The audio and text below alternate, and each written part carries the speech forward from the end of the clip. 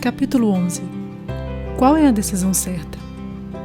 Ora, se algum de vós tem falta de sabedoria, peça a Deus, que a todos dá liberalmente e não censura, e ser-lhe-á dado. Tiago 1,5. Anita tinha tomado uma decisão. Ela ia finalmente encomendar o seu primeiro computador. O processo tinha sido angustiante, porque ela queria tomar a decisão correta como boa administradora do dinheiro de Deus. Para isso, tinha orado intensamente.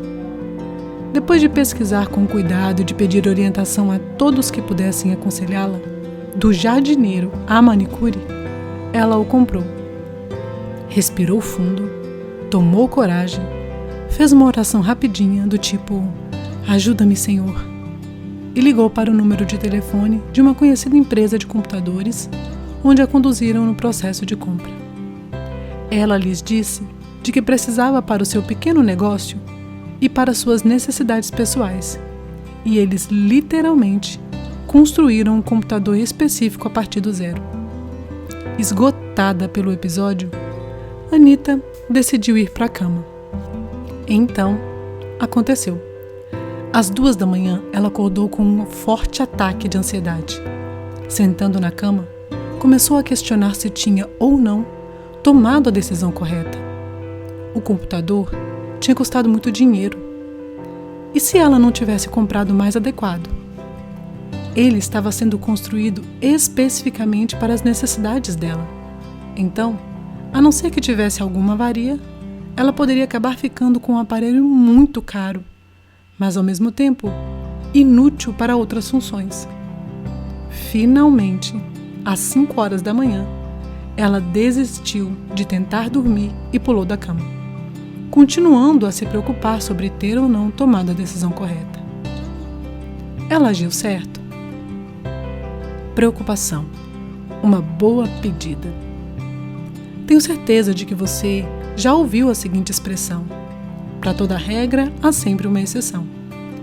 Vou então lhe dar uma exceção à ordem dada por Jesus, para que não nos preocupássemos. Venho ao longo dos 10 primeiros capítulos deste livro insistindo no conceito de quebrarmos o hábito de vivermos preocupada. Aqui, no entanto, nos deparamos com uma exceção. O assunto decisões e escolhas certas deve sempre ser o motivo de nossa preocupação. Ou seja, nossa maior preocupação deve ser sempre tentar tomar decisões que agradem a Deus e que estejam dentro da sua vontade. Sei que não preciso lhe dizer a importância de se tomar decisões corretas. Talvez você hoje perceba que não se preocupou o suficiente ao tomar suas decisões no passado e, como resultado, fez algumas escolhas ruins. Mas agora você não quer repetir este erro. Ontem, você pode ter tomado decisões financeiras incorretas, mas hoje você quer ser boa administradora no que diz respeito a comprar um carro, uma casa, um computador ou qualquer outra coisa que venha a considerar.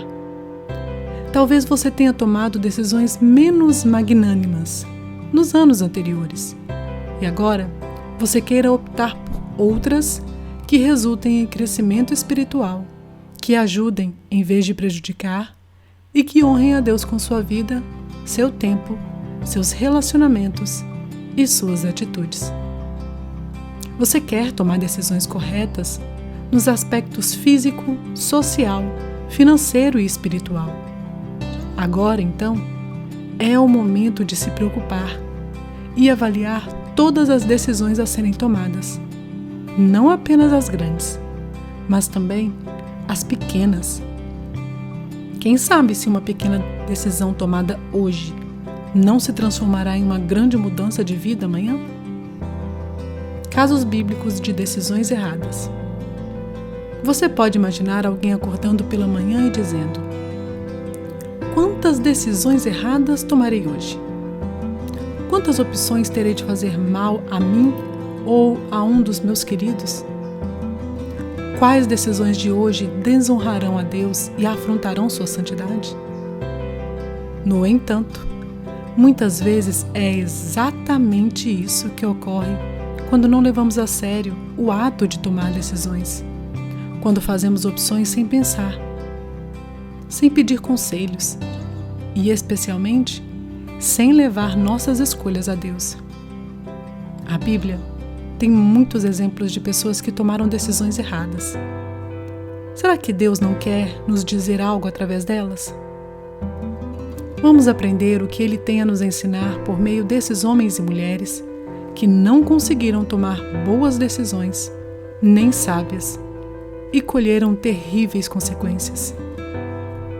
Eva, a primeira dama das Escrituras, teve de decidir se acreditava em Deus e fazia o que Ele lhe dissera, ou se ouvia as mentiras da serpente, o diabo. Sabemos qual foi a sua escolha e as consequências, porque nós e toda a humanidade vivemos agora com o resultado dela, a primeira decisão errada de toda a história. Eva questionou as instruções dadas por Deus e duvidou que não seria bom comer o fruto de uma determinada árvore do jardim do Éden. Deus havia dito: de toda árvore do jardim podes comer livremente, mas da árvore do conhecimento do bem e do mal, dessa não comerás. Gênesis 2, 16, 17. No entanto, Eva escolheu desobedecer a Deus, comer o fruto proibido, reparti-lo com o marido Adão e juntos mergulharam no pecado. Gênesis 3. Abraão, o pai da nação judaica, optou por pedir que sua esposa Sara mentisse sobre o seu estado civil. Por que ele fez isso? Porque estava com medo. Ele pediu a Sara: dize, peço-te, que és minha irmã. Gênesis 12, 13. Mas apesar dessa má decisão, Deus interveio e cumpriu a promessa de fazer de Abraão uma grande nação por meio de Sara. Ló. A esse sobrinho de Abraão foi dado o privilégio de escolher entre a planície verde do Vale do Jordão e as regiões montanhosas, sendo que o objetivo dessa terra era ser pasto para o gado. A escolha certa do senso comum era óbvia: o vale regado pelo Jordão, certo? Errado. O vale e as suas perversas cidades, de Sodoma e Gomorra, acabaram corrompendo a família de Ló. Ao final, ele perdeu todos os seus bens, sua esposa, os bons costumes e o respeito de suas 2 filhas. Essas consequências foram acrescentadas ao alto preço de uma decisão errada. Gênesis 13, 10 e 13, 19. Moisés. Esse líder escolhido por Deus cometeu vários erros no processo decisório de sua vida. Como jovem privilegiado que era, ele resolveu fazer justiça com as próprias mãos, ao defender um escravo hebreu, matando o egípcio que o espancava. Só que, quando o faraó soube disso, procurou matar a Moisés. Ele fugiu imediatamente para o deserto, onde permaneceu por 40 anos. Êxodo 2, 11 a 15.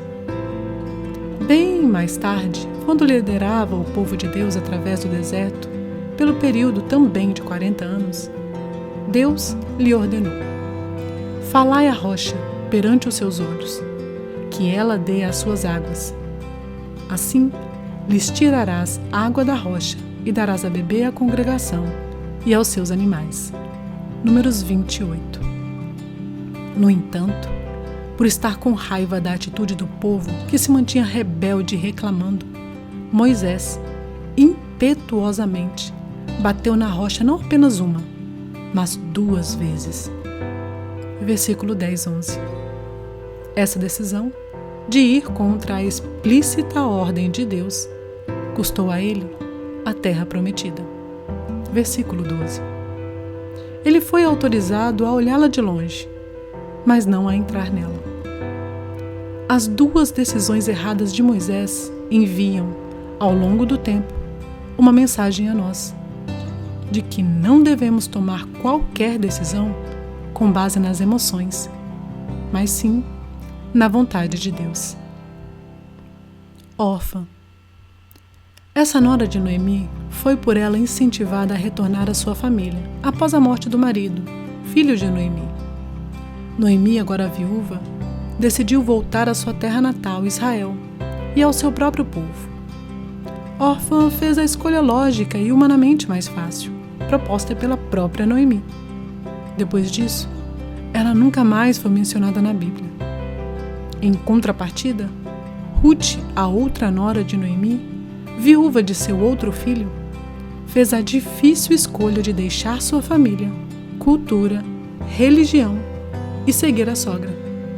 Ruth partiu dizendo a Noemi: "O teu povo será o meu povo, o teu Deus será o meu Deus." Ruth 1,16. Ruth casou-se mais tarde com um homem cuja genealogia a colocou na linhagem do rei Davi, que veio a ser a do Messias.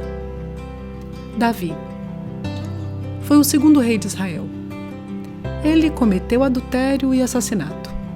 E quais foram os resultados dessas terríveis decisões? Foram a morte da criança concebida durante o seu relacionamento adúltero, a morte de outro de seus filhos, incesto na família e guerra civil em seu reino. Tudo isso aconteceu como consequência de decisões erradas, segundo Samuel 12:20.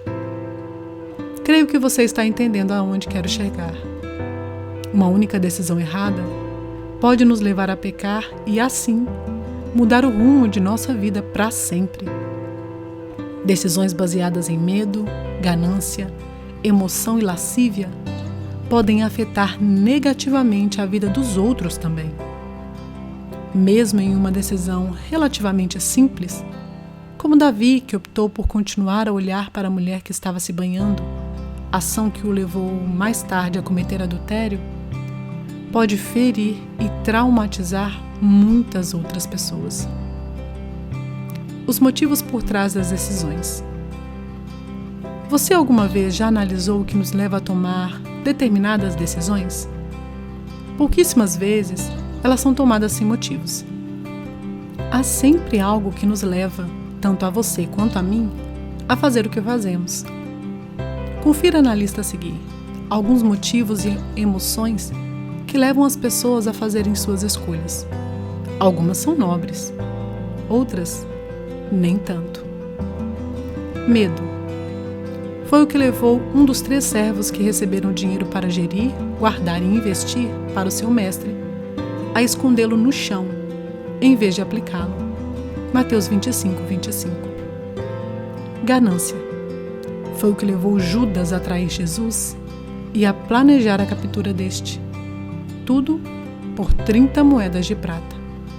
Mateus 26:15. Amor. Foi o que levou Jacó, mesmo já estando casado com Lia, a se casar com Raquel, irmã de sua esposa. Essa decisão acarretou conflitos e divisão em sua família por várias gerações. Gênesis 29:20. Lealdade. Foi o que levou Jonatas a defender seu amigo Davi e a permanecer fiel a essa amizade, mesmo depois de ter sido preciso que o amigo fugisse de seu pai, o rei Saul, para permanecer vivo. 1 Samuel 20:42. Ódio. Foi o que motivou Caim a matar seu irmão Abel, após Deus ter rejeitado a sua oferta e aceitado o sacrifício feito por Abel. Gênesis 4:6-8. Popularidade. Pilatos alimentou-se tanto dela que desistiu de tentar libertar Jesus, entregando-o assim à multidão assassina. João 19:12. Perseguição.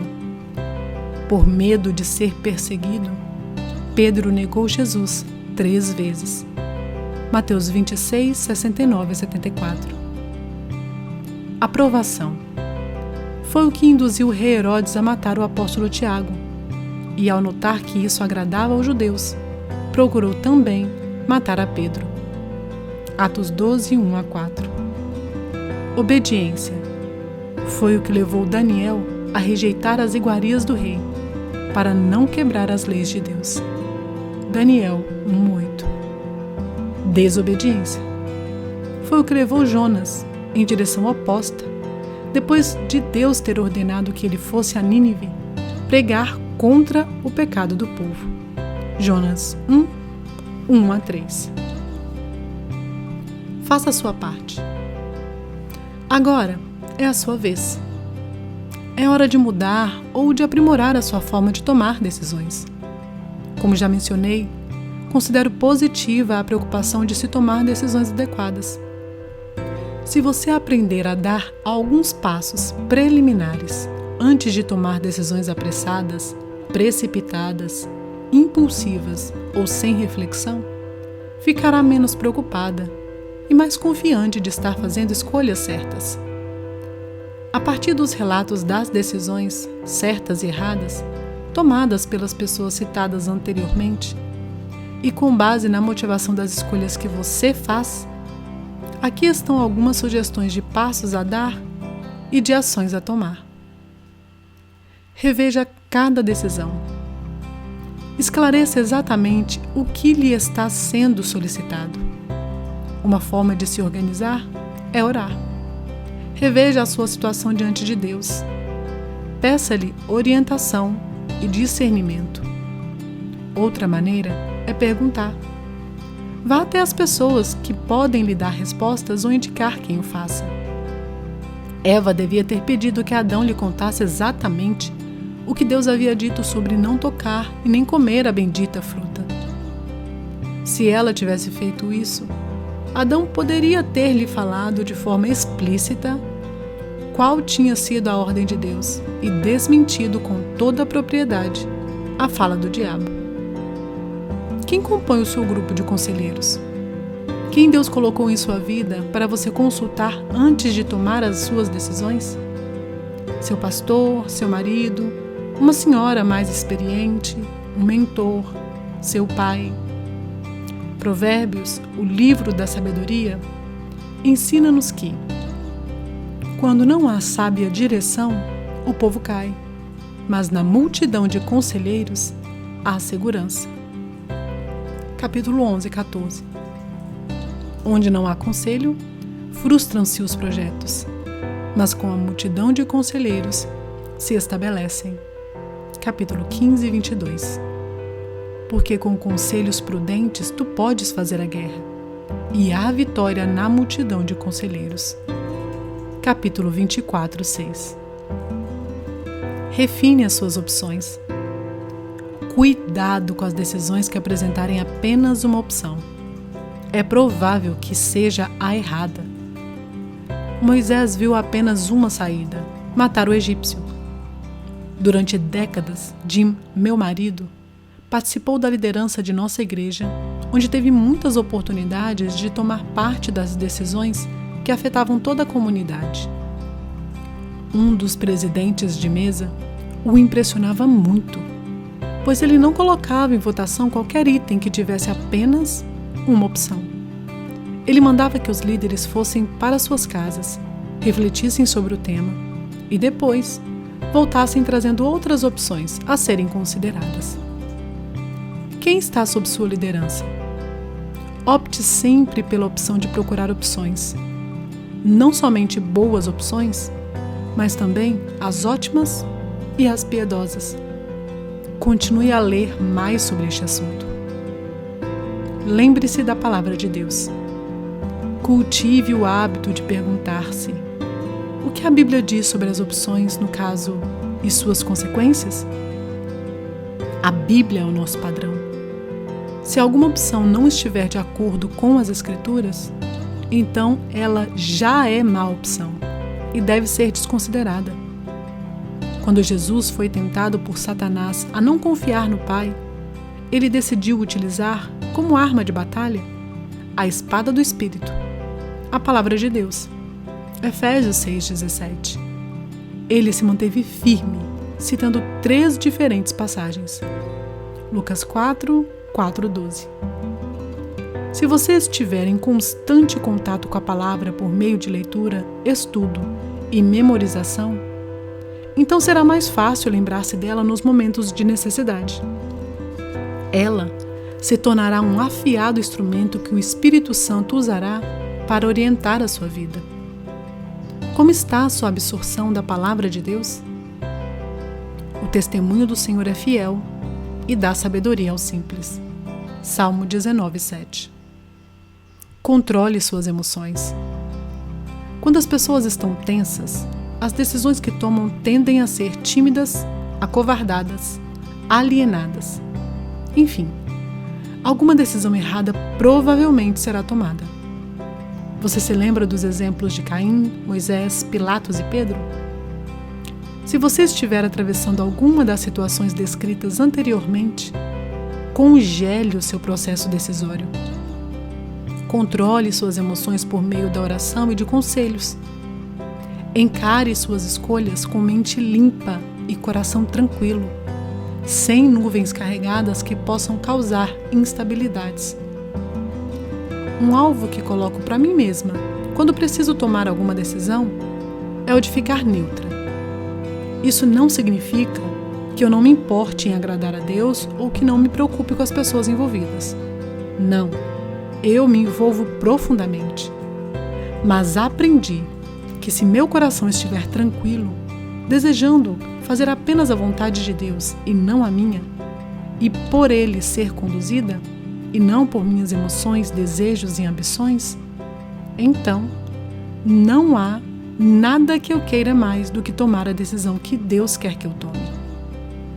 É uma atitude tipo pegar ou largar. Assim, torna-se menos provável que eu seja seduzida pela ganância, ambição, vingança, orgulho ou tentação. Se eu puder honestamente considerar algo a ser adquirido, feito, aceito, suportado, desejado, respondido, e dizer a respeito, posso pegar ou largar, posso viver com ou sem, então me torno mais capaz de escolher a direção de Deus. Examine novamente os seus motivos. Nossos motivos podem ser enganosos. Temos a incrível capacidade de justificar quase tudo. Nossos corações são maus e podem facilmente nos enganar e conduzir a decisões erradas. Jeremias 17:9. Quando você está em fase de tomar decisões, pergunte a si mesmo: estou fazendo isso ou planejando fazer aquilo porque é o mais certo a ser feito ou simplesmente porque é o que eu quero fazer? Deus disse especificamente a Jonas que ele devia ir a Nínive pregar aos ninivitas. Jonas, porém, não queria cumprir a vontade de Deus, mas seguir a sua própria vontade. Ele não queria pregar em Nínive porque aquele país era inimigo de seu povo, e com a pregação, eles poderiam ser poupados. Depois que Jonas submeteu-se à vontade de Deus, o povo de Nínive ouviu as suas palavras, arrependeu-se e humildemente voltou-se para Deus. Você faz o que faz porque é o que Deus quer? Ou você procura atender a sua própria vontade, do seu jeito? Essa situação me faz lembrar de uma frase que trago sempre comigo. Ela foi dita pelo apóstolo Paulo e me lembra, primeiramente, quem eu sou, depois, a quem pertenço, e também mostra qual é a minha missão na Terra. O Deus a quem eu pertenço e a quem sirvo. Atos 27:23. Faça uma recontagem de seus recursos. Deus já nos tem dado tudo o que diz respeito à vida e à piedade. 2 Pedro 1:3. Você já tem todos os recursos de que precisa para tomar decisões corretas e viver dentro da vontade de Deus. Você tem o sábio conselho do povo de Deus para ajudar em seu processo decisório. Você tem o Espírito de Deus, que é o seu guia e mestre. E você tem as promessas de Deus. Coragem no medo, Josué 1:9. força na fraqueza, Filipenses 4,13, companhia na solidão, Mateus 28:20, sucesso no fracasso, Josué 1:8, e vitória na derrota, 1 Coríntios 15:57. Seja qual for o seu medo, necessidade, pensamento ou preocupação, Deus já lhe preparou soluções além do que você pode pedir ou pensar. Deus suprirá todas as vossas necessidades, segundo as suas riquezas, na glória em Cristo Jesus. Filipenses 4:19. Resista à impaciência. Estamos sempre com pressa para fazer algo, comprar alguma coisa ou ir a algum lugar. É aí que a oração surge em nosso socorro. Como? A oração nos faz esperar. Ela diminui nosso ritmo e coloca freios em nossos pés. Então, conseguimos orar sobre a decisão a tomar. Nesse momento, a oração traz à tona a nossa dependência de Deus e nos lembra de que seu poder e sua provisão. A oração também revela as nossas motivações. A oração sonda os corações e aponta os motivos errados. Como fui ao longo dos anos aprendendo a orar sobre as minhas decisões, alguns princípios orientadores já se tornaram slogans pessoais, que me ajudam a fazer boas, ótimas e excelentes escolhas. Eles me dirigem à direção certa, esteja eu no início de um processo decisório, ou lidando com dúvidas, ou com o coração ansioso. Não tome nenhuma decisão sem orar antes. Filipenses 4:6-7. Quando em dúvida, não faça nada. Romanos 14:23. Sempre opte pelo que for certo e justo. Tiago 4:17. Não permita que o medo influencie a sua decisão. 1 João 4:18. Como orar é uma atividade contínua que requer tempo e dedicação, não é necessário se preocupar com nada. E esse nada significa também a decisão que você deve tomar. Basta orar. A oração é o caminho para a paz de espírito. Responda e tome a decisão. Se os 6 passos acima foram seguidos, você deve estar confiante de estar tomando a decisão certa. Por quê? Porque você escolheu seguir a direção de Deus. Você não está tomando decisões sozinha. Você preferiu fazer de Deus o elemento essencial em seu processo decisório. Mesmo assim, como no caso de uma amiga nossa, Anita, pode haver dúvidas e crises de preocupação. Você pode permanecer firme em sua decisão e confiar no processo decisório. Preocupação, um hábito que pode ser quebrado. Eu sei que essa sessão é reservada para abordar as preocupações como sendo um mau hábito e os meios adequados para quebrá-lo. Mas quando se trata de estar na vontade de Deus, fazendo o que é certo e tomando decisões divinamente orientadas, essa é uma preocupação boa. Eu gosto de chamá-la de preocupação do bem. Todos tomamos decisões e temos de fazê-lo. E há, obviamente, uma grande variedade de níveis de decisões a serem tomadas. Focamos a decisão de Anita quanto a comprar um computador, uma máquina. Mas talvez você esteja tendo de decidir a qual escola seus filhos irão ou deixarão de ir. Se é hora de levar seus pais idosos para morarem em um residencial especializado ou não. Se é o momento certo para mudar de igreja ou não. Se você deve se submeter à quimioterapia ou não. Em toda e qualquer decisão a ser tomada, independentemente de seu nível de importância, é vital que você procure fazer a vontade de Deus. E a tomada de decisão é exatamente isso. Fazer a vontade de Deus, para viver dentro da vontade de Deus.